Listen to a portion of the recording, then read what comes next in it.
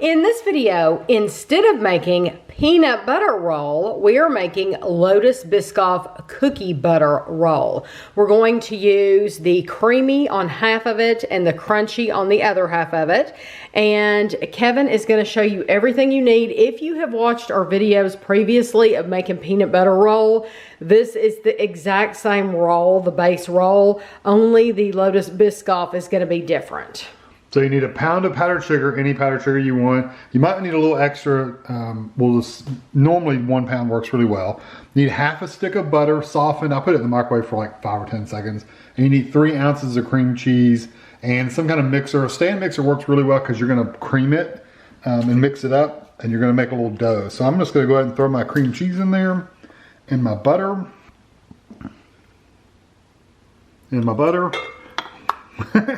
And I'm going to put the paddle in there and cream it together first.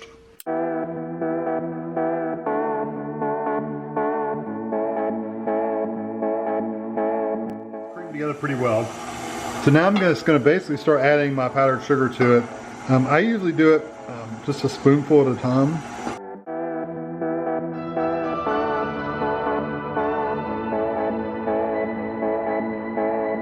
It's all mixed and creamy. So I've got a piece of parchment paper here, and since we're doing 2, I need 2 spoons. Normally we just need 1 to spread the Biscoff on here.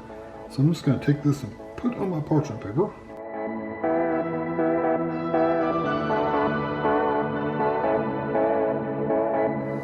If it's sticky, take some of this little crumbs and just kind of rub your hands a little bit, and that usually will help it out. So I'm just gonna smash this out. I've always done this by hand. You could do it with a rolling pin. I've never done it with a rolling pin. I've just always done it with my hand. And you want it more longer square, a rectangle, than you do wide.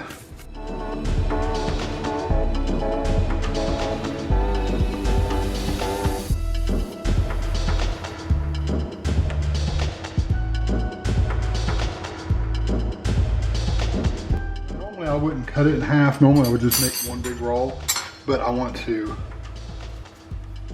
see where I'm gonna separate the 2 kinds of cookie butters. So that's what I lined for me more than anything, just so I can separate them. So I'm gonna take one, to go all the way back to the end, almost to the very end of this side.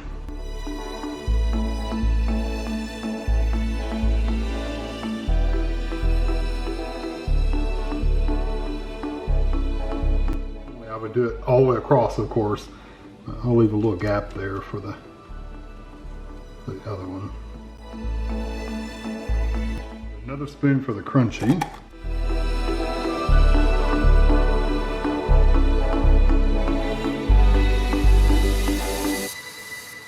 Okay, so to roll this, start at this end and just kind of do almost a hard fold at the very beginning.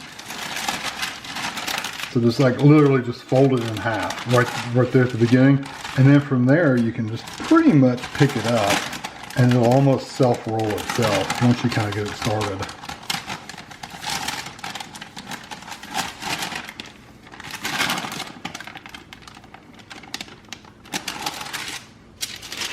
And then just take your last piece and fold it over. That's what it's going to look like.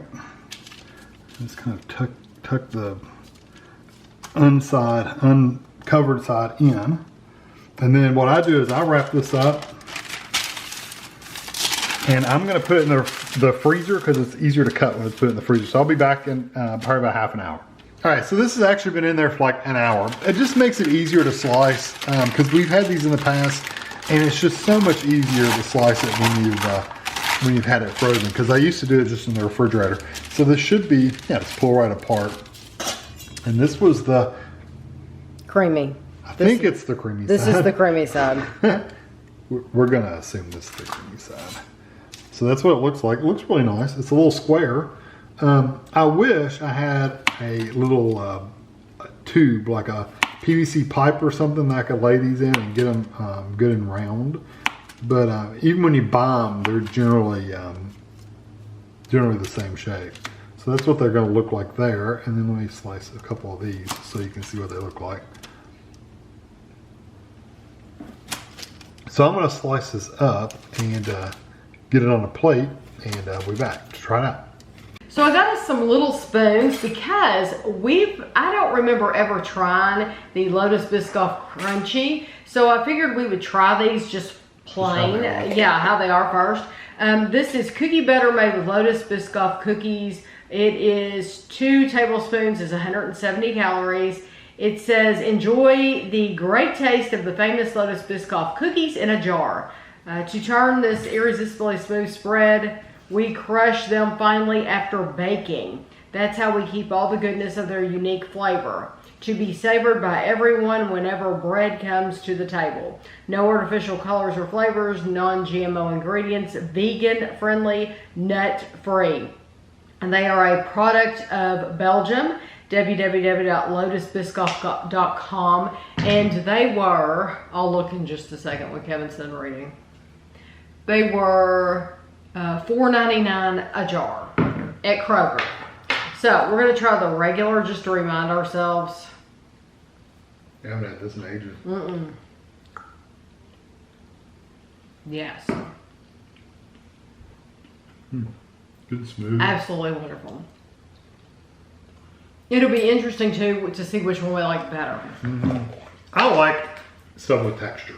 That creamy is incredible.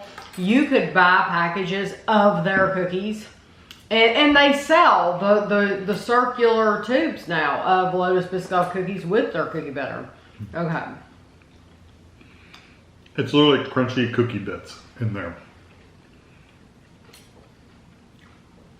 I like the crunchy. Yeah, that crunchy is really, really good. Same flavor. It gives it so much more. It's the texture. Yeah, I mean, if you like something really creamy and rich, by far get the other one. But I like texture in mine, just like I like crunchy peanut butter. That is incredible. It's very, very good. I mean, they're both delicious, of course, but it'll be interesting too to see how we like this. So, this is a creamy. You can just buy 1 1/2 if you want, or a third or whatever.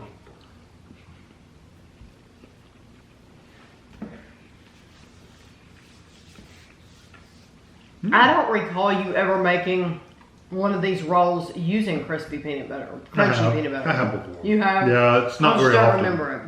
I actually like the flavor of that. I like it quite a bit. Because when you make a peanut butter roll, a lot of the peanut butter flavor is lost. I mean, you don't get a strong peanut butter. I mean, you get a little bit, but you really taste a lot of just the roll itself. I'm going to get a fat one. Whereas this, you get that cookie butter flavor come through. It really is a lot of flavor.